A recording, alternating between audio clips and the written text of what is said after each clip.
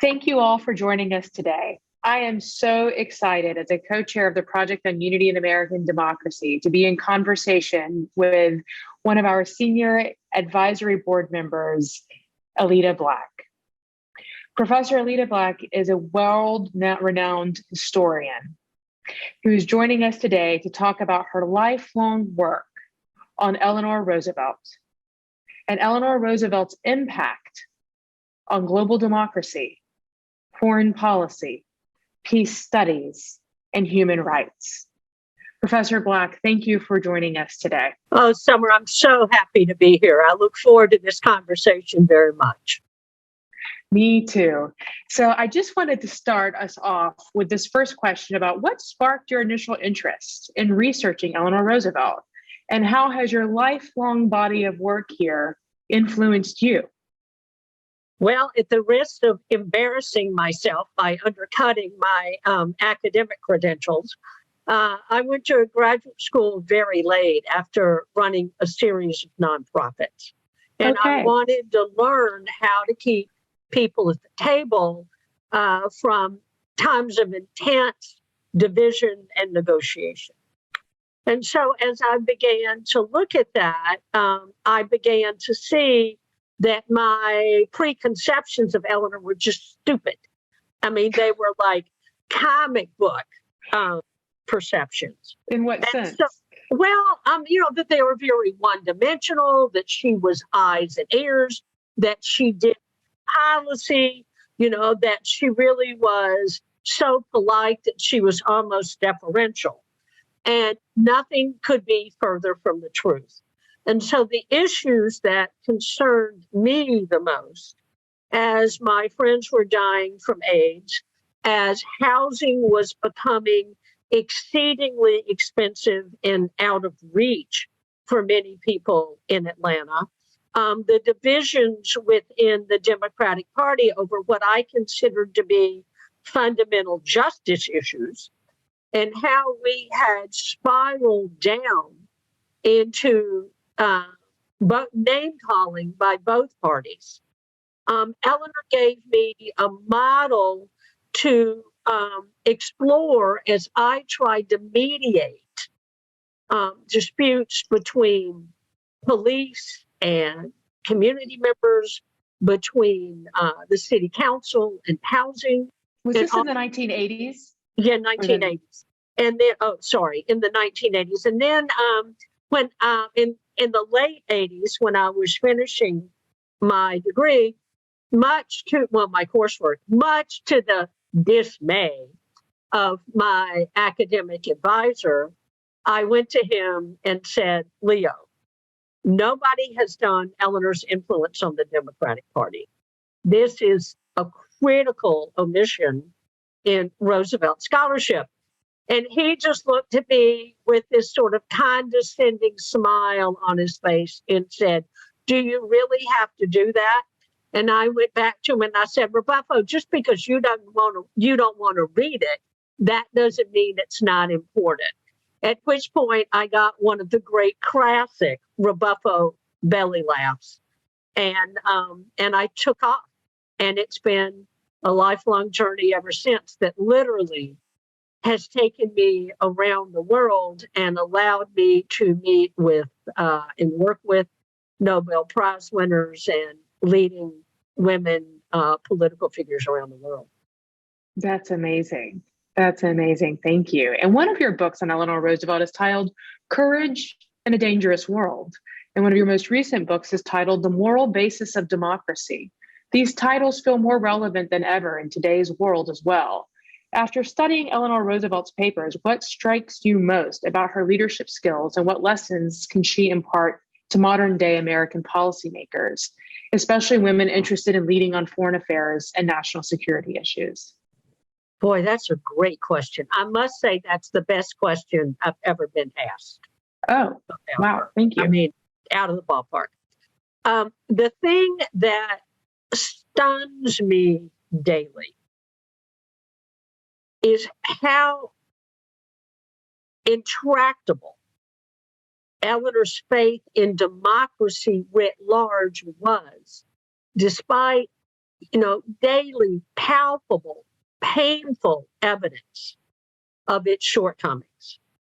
And so how she balances that conviction without sugarcoating disappointments is a stunning lesson that I think that we all could emulate, and that I must say has given me great comfort and great scolding, at the same time, when I neglect to follow that. So I think that's the first thing.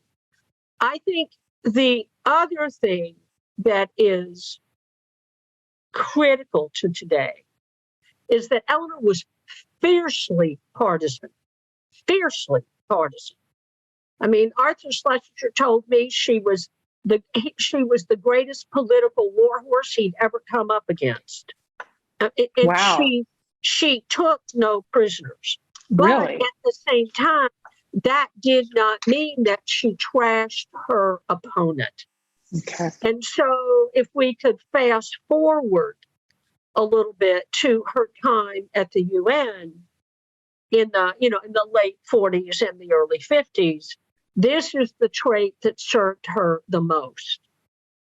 Because in order to define human rights for the first time in history, in the first time in thousands of years, she had to pull Republicans in conversation, and she had to pull in Jim Crow Democrats in the conversation, and she had to pull in representatives of 18 nations who didn't agree on anything except they beat the Germans.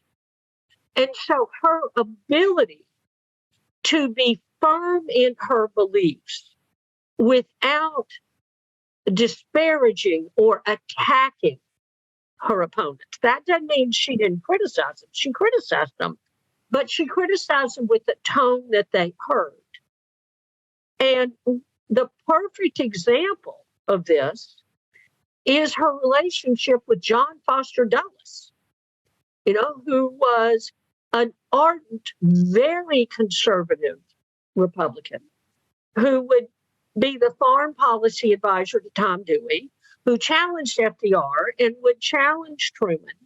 But she appealed to Dulles as a Catholic to get his buy-in to the importance of economic, social, and cultural rights as the twin pillar to political and civil rights. And so she takes the most fierce Republican with her to Truman to present the Declaration. That's like taking Mitch McConnell. It's like taking Mitch McConnell to be your ally when you're pitching Biden.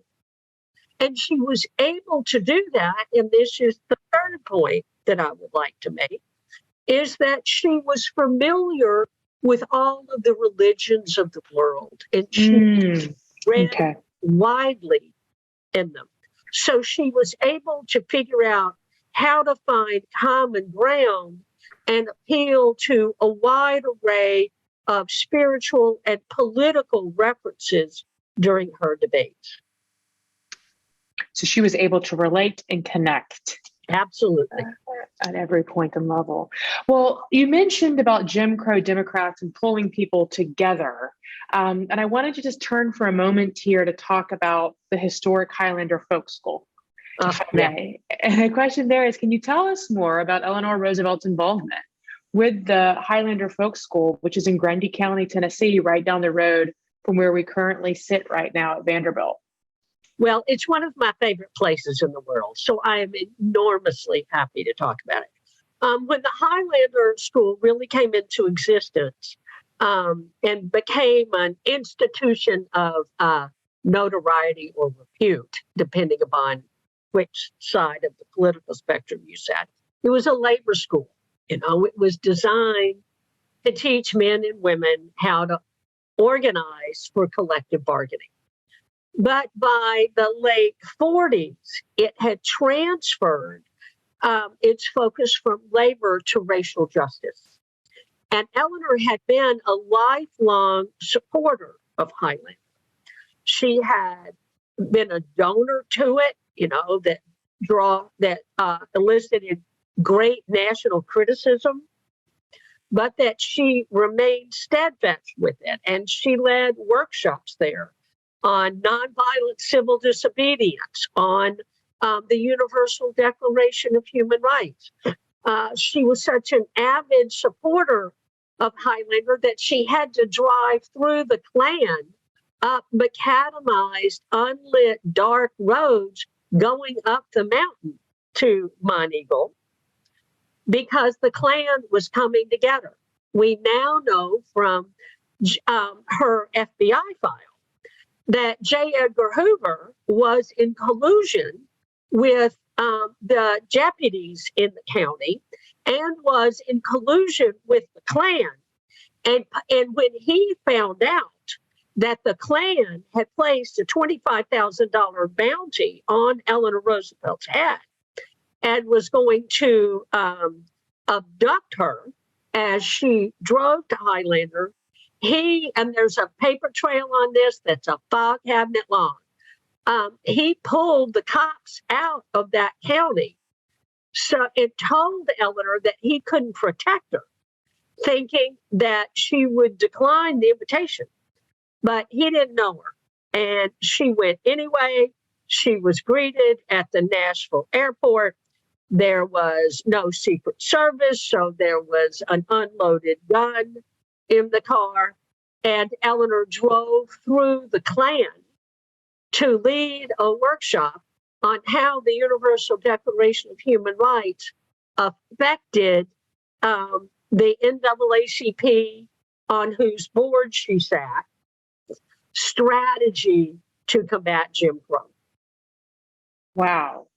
And one more thing. So when Rosa Parks and Miles Horton, who directed Highlander, called on Eleanor in New York right after Rosa Parks had refused to stand on the bus, the first question Eleanor asked her when she walked into Eleanor's apartment and Eleanor hung her coat up was, "Well, have they called you a communist yet, Mrs. Parks?" Meaning that, her association with Highlander would lead to political hyperbole. Wow. Lots to take in there. So why was Eleanor Roosevelt so attracted to defending human rights and democracy as a vehicle for defending human rights? Why did she view democracy as a vehicle for defending human rights in essence? And do you think her definition of human rights resembles how we think of human rights today? Oh, okay. Great questions. Her understanding of democracy grew, and her understanding of the threats to democracy grew. I think I should start in 1933 in March, when FDR is giving his famous inaugural address. She looks out at the crowd and she later writes that there was such a sense of desperation on that crowd that she feared that they were really just wanting a dictator to tell them what to do. And so her first experience on a national level is trying to figure out how to combat the fear that permeated America so that people would relax enough to become engaged citizens. And as she worked to do that through, either her newspaper columns or her national lecture tour or her personal travels without Secret Service, so that, she was always approachable, she began to understand that democracy, to use her words, was only as strong as its weakest link. Mm-hmm. And the weakest link in democracy was fear. And so as she began to travel across the country in the Great Depression and, talk with people of all incomes and all races and ethnicities, she began to learn from them how they saw democracy in a different way. And she begins to really say, that this is no time for hyphenates. We are all Americans. And as the war progresses, she's very concerned that this is before Pearl Harbor. The vast majority of Americans are opposing American involvement. They think the Germans are going to win the war. FDR is under great criticism for what will become known as bases for destroyers or Lend-Lease. And so she is trying to show Americans that we have challenges that we need to face at home and shore up in order to build the one America that is needed to combat fascism, which is why the Marian Anderson concert is so important. And for your listeners who may not know about Marian Anderson was a rock star opera singer. She sang Black spirituals. She sang classical opera. Toscanini, the most famous conductor of the era, said that she had the voice one hears once in a century. And she had been knighted by the King and Queen of England. She'd been awarded Stalin's highest medal. She'd even humiliated Hitler in the Salzburg Music Festival. Think Edelweiss and the Sound of Music. Right. Okay. And so the reason that that's so important is that Eleanor uses the Marian Anderson concert to say, why curse Hitler and support Jim Crow? And she begins linking American racism to the racial superiority that the Germans are promoting. And so she sees it grow, a lot. And she is haunted by the white on Black racial violence that predominates riots in World War II America. She is really haunted, like as in nightmare level, by the sacrifices that soldiers make. So that when she is finally able to visit soldiers in the Pacific in 1943, in war zones, she begins to carry a prayer in her wallet that really reflects her commitment, I think. And that is, dear Lord, lest I continue in my complacent ways, help me to remember that somewhere someone died for me today. And if there be war, help me to remember to ask and to answer, am I worth dying for? And so to how that affects her work on human rights is that she sees the best and the worst. And by the time she chairs the Human Rights Commission, simply put, the world has two visions.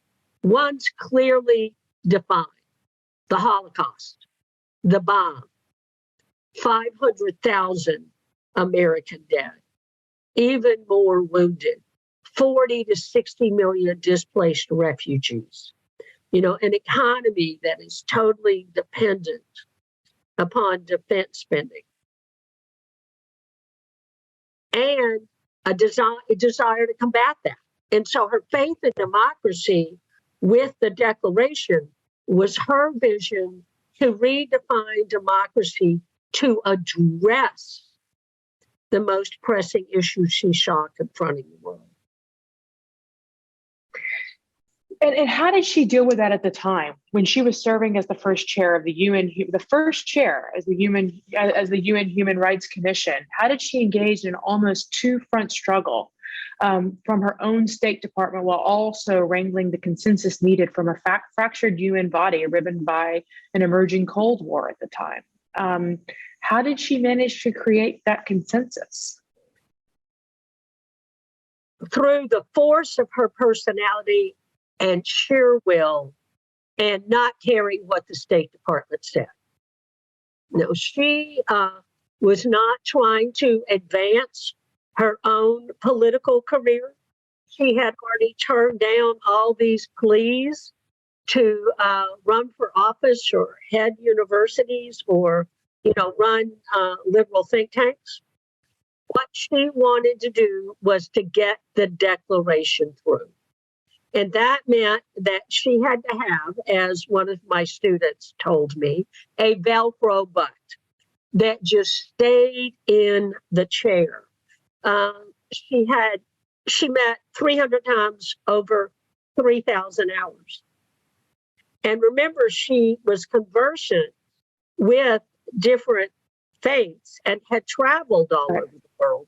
So she could build that, personal sense of diplomacy and intractable determination. Right. Well, on that, during the drafting of the UN Declaration of Human Rights, she often schooled the lawyers on the importance of plain speaking. Yes. Why did she believe it was so important to avoid legal jargon when discussing matters of public policy? The policy will succeed to the extent that people understand it. And for people to understand it, it must be clear and comprehensible without being dumbed down. So that's one reason. The other reason, too, is that it had to get passed.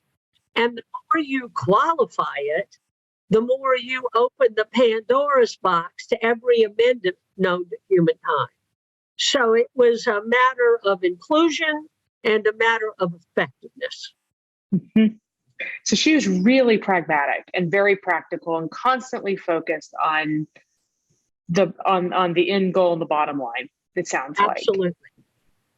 And so on that, why was Eleanor Roosevelt so attracted? Well, I would say, how did her time as First Lady give shape to the expected role to be played by a presidential spouse? So you mentioned about the 1933 inaugural address and where she's looking out, and I'm presuming that she's there as First Lady. Yes. And that was her position at the time of being there that day. Mm-hmm. And so how was she able, as the First Lady, to define that role and what it meant? How did that shape other First Ladies to come? And how was she able to develop a policy portfolio and exert political influence during her time as First Lady? How did she shape that office? Well, first she had to claim it. And she didn't want to move to the White House. I mean, she admitted to her great friend Lorena Hickok election night that she did not want to move to the White House, that she had seen how it ate women, and that moving into the White House filled her with the greatest sense of possible dread. And FDR had said to her, okay, you have to stop everything that you're doing. You can't teach. You have to resign all the boards that you're on. You can no longer write. You have to come in and be my wife, basically. And so Eleanor is exceedingly unhappy. This woman is a political operative. She was more well known among the party faithful in New York at 28 than FDR was when he ran for governor. And that's what Al Smith, the governor that he was trying to succeed, told his chief of staff. That's not me making it up. That's Al Smith. Because he wanted FDR so that he could get all of Eleanor's contacts. And he also thought erroneously that he could control FDR. But so she had to figure out how to lead when she was told not to lead. Mm. And in comes Louis Howe, who was FDR's political brain trust and a very good friend of Eleanor's. And he's tired of seeing her pout. And so he's like, come on, you got to get out of here. We're going to go for a ride. Okay, this is the late summer 33. There's no CNN. There are no selfies. There are no cameras that folks can carry around on their shoulder. So they go and they're driving around the city talking. And they end up with the bonus army on the Anacostia side of the river. And these are veterans from World War I who have lost everything, who are living in tents made of newspaper and canvas to try to lobby Congress to get their pension. And Hoover had sent the troops on them and had fired on them. And if, he had a chance of winning the election in 28, that killed him. And Eleanor ends up there. She spends hours there talking to people. Why is this important? The next day, the press, who was not there but finds out about it, writes this sentence that changes American history. Hoover sent the troops, FDR sent his wife. And FDR now understands that Eleanor can be good copy. And so she begins to be let loose and comes back and, becomes not eyes and ears, but more of a political antenna, if you will, and building her own relationships with elected officials. And what year is this? This is 33, 34. Okay. She's out there. And so by 1935, when Huey Long, is going to challenge FDR from the left, it's Eleanor who is assigned the immediate task of drawing attention away from Huey Long's newspaper columns. So Eleanor develops her own portfolio by convincing FDR that she is of value. She also holds press conferences with women reporters so they can reinforce her activity. And then the third thing that she does is she never takes credit for any policy decision. She totally conceals her influence, not because she's embarrassed, but because FDR is paralyzed and uses a wheelchair. And so she is afraid that if her influence is known, it will undercut the virile stature of her husband, the president. Wow. So in addition to working for many years on the Eleanor Roosevelt papers, you also serve as a historian and senior advisor to Hillary Clinton. Yes.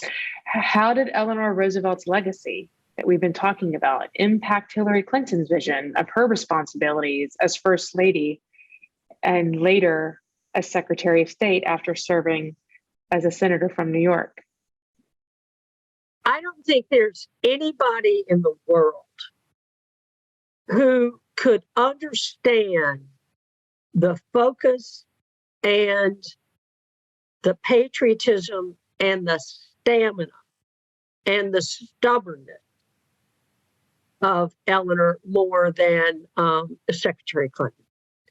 And I say that because they both went in the White House with their own deep commitment to specific legislative issues. For Eleanor Roosevelt, it was the Fair Labor Standards Act. It was the education of children. It was the National Youth Administration. And it was the right to organize and the right for women to continue to hold their work. And so she went in focused on how she could promote that.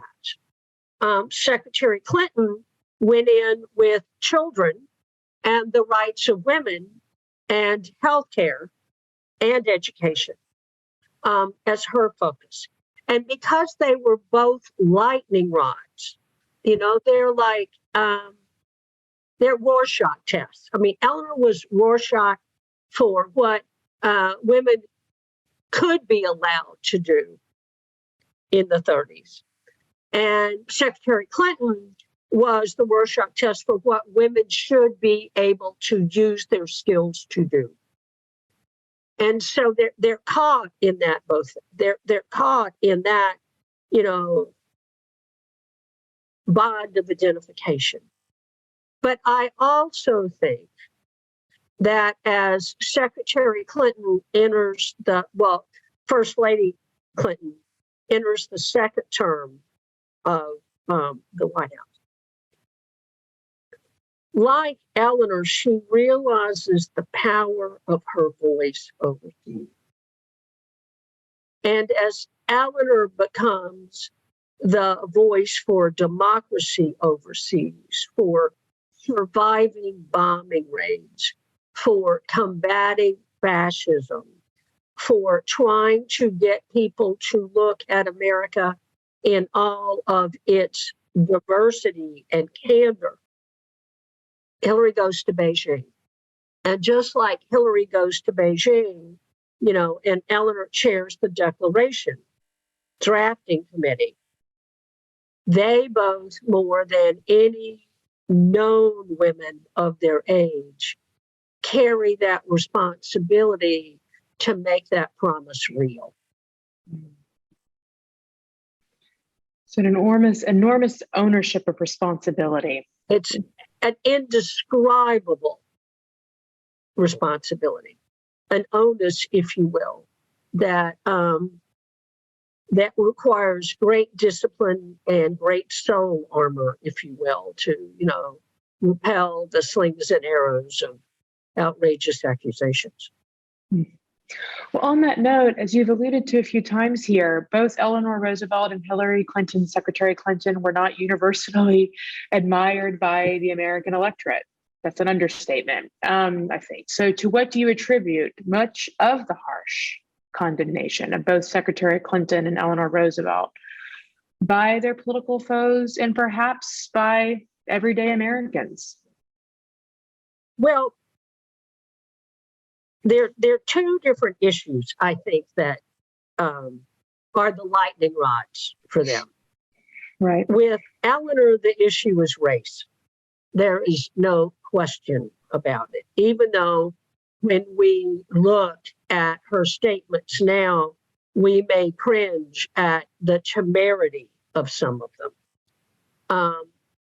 There were numerous assassination attempts on her life because of her statements on race, her closeness with A. Philip Randolph, her intense friendship with Mary McLeod Bethune, her role with Marian Anderson, her role with the NAACP, and her the country knew that if FDR was going to adhere to the political necessities of the time to get New Deal legislation passed, which meant catering to Southern segregationist Democratic senators with seniority, Eleanor wasn't going to play that game. And, J. Edgar Hoover again thought she had black blood, was trying to pass, wanted to convene a meeting of the Senate Judiciary Committee to declare her colored and send Eleanor to live with her people, the colored, in Liberia. And so there were, and if you were identified with a liberal position on race as the Cold War escalated, it didn't take 2 nanoseconds for you to be labeled a communist. But at the time that she was attacked, she was also the most admired woman in America. Okay. This parallel holds with Hillary in the White House and in the Senate and in her early days of Secretary of State. But with Hillary, it was the lightning rod over what is women's role in America. We're now we're still fighting it out. Are women allowed to say what they think? Are they allowed to dress a certain way? What happens if you wear a headband and you don't go to the beauty parlor that morning and you're first lady of the United States? I mean, just as the president is supposed to be head of state and head of government, the first lady during Hillary's time, Secretary Clinton's time, was, first mate or first wife.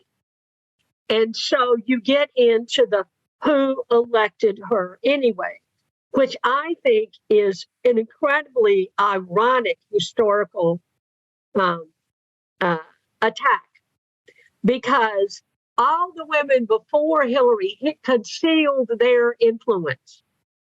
Eleanor went to her grave saying she never changed FDR's mind on anything. Rosalind Carter kept most of her influence quiet, even in First Lady from Plains. We're only knowing about Lady Bird now from the Johnson tapes. So, the First Lady Hillary Clinton was caught in the feminist trap of wife or leader when we couldn't reconcile both, and being candid about her influence. Mm-hmm, mm-hmm. Right. So it's the narrative. The most, both were the most admired women in the United States and in the world. And then Hillary Clinton runs for office after being first lady. She runs, which Eleanor Roosevelt didn't do, as you said, and you've made clear here. Eleanor Roosevelt was invited to, she was encouraged to, but she decided not to. Hillary Clinton decided to. I'm wondering if you can give us an insight into why you think she made that decision, and also how that then, being in politics as a U.S. senator herself, influenced her as Secretary of State. Well, I think the simplest way to say this was Hillary had the credentials. She was a lawyer. She had chaired committees for the American Bar Association. Right. She had helped draft policy, both as the First Lady of Arkansas and First Lady of the United States. She had traveled incessantly, really, in the second term, had her own relationships with heads of state, had her own relationships with members of Congress and the Senate whom she had lobbied. And so it was a bold decision, but it was a natural progression. Plus, she was recruited to do it. Right. So when she got to be senator, to quote Senator Robert Byrd, she kept her head down and she did the work. She wasn't hogging the limelight. And how this prepared her to be the Secretary of State is, well, she's the senator from from New York on 9/11. That's one. She would go on to serve on the Armed Services Committee and Foreign Relations and other things. So she had, it would go to Podell's in war zone. So she had that experience. So, and then she also understood the intimate connection between American domestic policy and American foreign policy. Right. Which is, a key requirement to be Secretary of State. And that if I could just say one thing about Eleanor, Eleanor had 4 years of education. I'm not talking college or postgraduate school or professional training. I'm talking 4 years at the Allenswood School in London. And so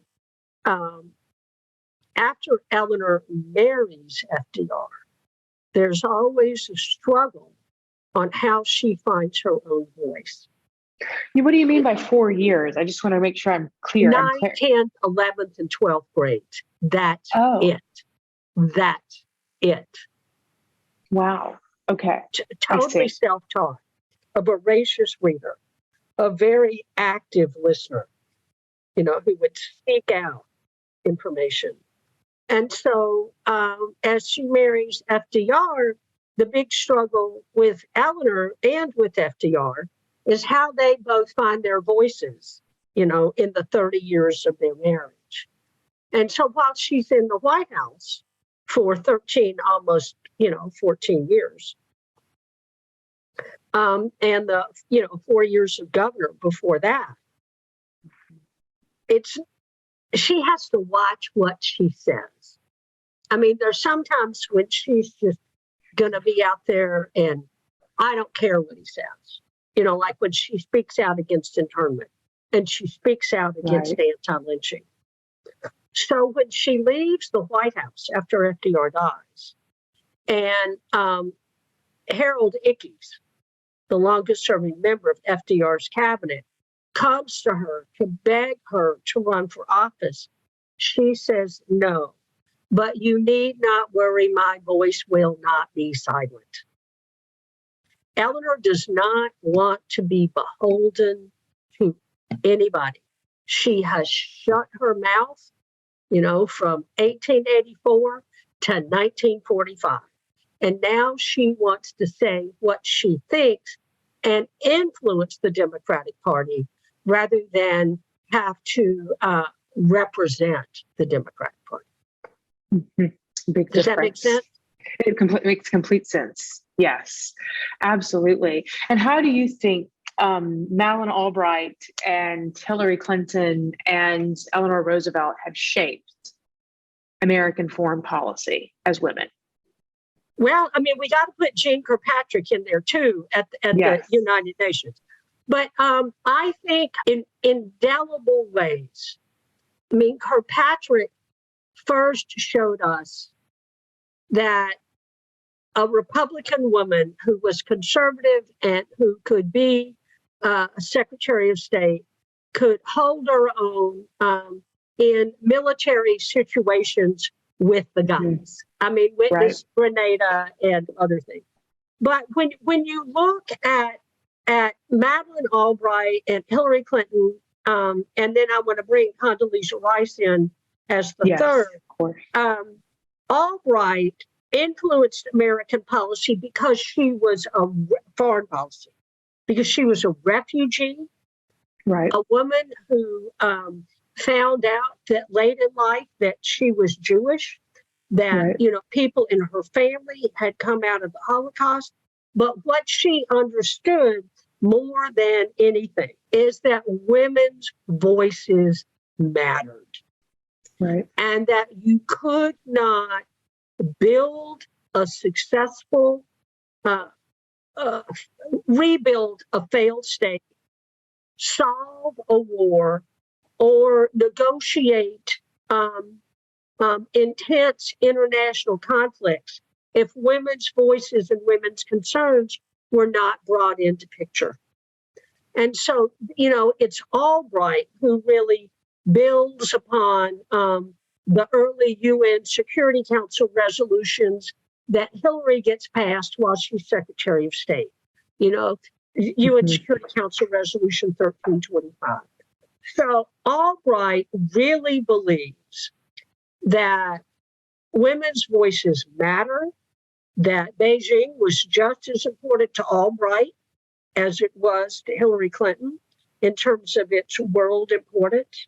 And Albright understood that every man in America who was paying attention to American foreign policy was waiting for her to stumble. And so she was able to use humor and jewelry and bluntness to say, I'm here and I'm not going away. With Secretary Clinton, she was Senator Clinton moving into Secretary of State.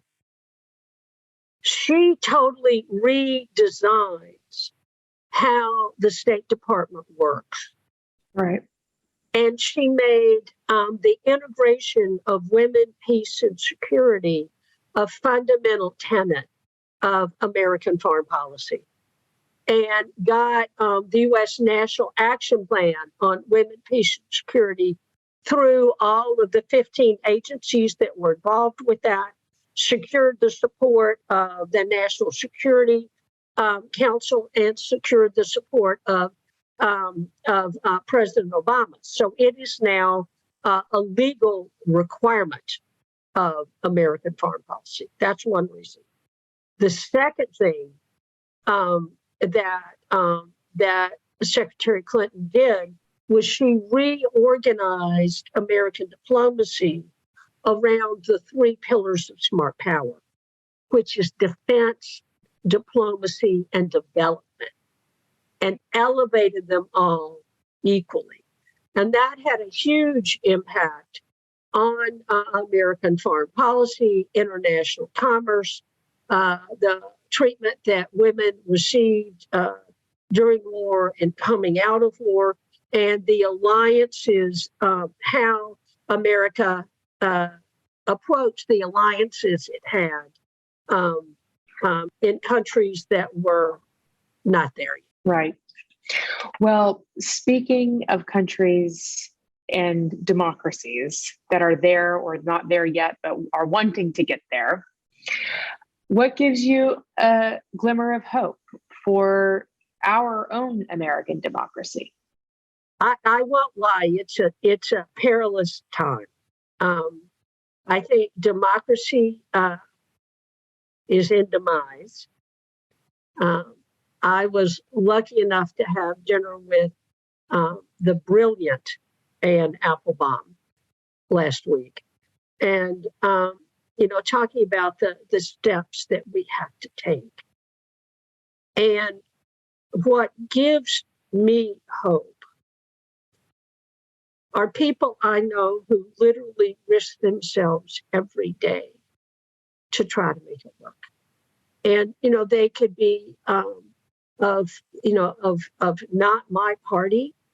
I'm on the board, if I could say this, of the campaign school at Yale, which is a bipartisan, issue-neutral, best campaign training school in the United States on how to train women to run for office.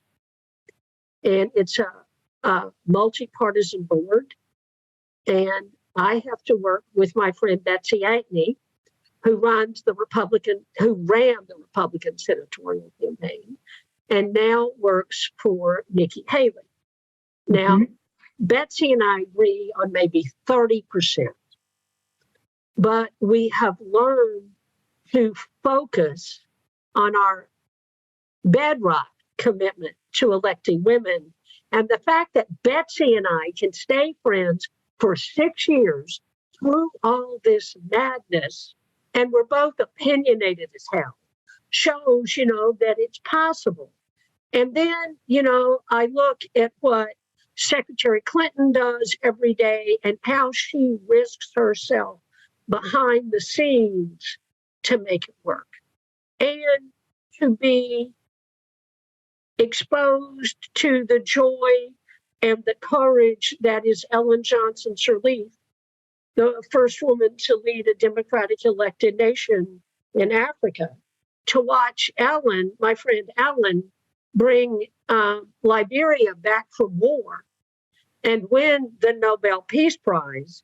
It's hard to be lazy when you have these, these women in your brain sort of yanking your conscience. I'm also incredibly stubborn. This is my country too. So finally, if you had to pinpoint one thing that sparks unity within America right now, whether it be a sentiment, activity, policy, person, what would it be? I don't know. I mean, I've been haunted by that since you raised that with me last week. I'm going to sort of go out on a limb and say that, and this is my, I guess, Eleanor optimism, but even among all the anger and this division, we're still here, and I don't think people want to despite all of the rhetoric and intemperance and asinine, juvenile, violent behavior, that people want to let go of what America means to them. And if America didn't mean that, people wouldn't be so outrageous. Does that make sense? 100%. Well, thank you. I hope you already know this, but you're incredible. Oh, please. Your wisdom and your knowledge. It was really nice to meet you. Nice to meet you too. This is an unforgettable conversation. Thank you. My pleasure. Take good care.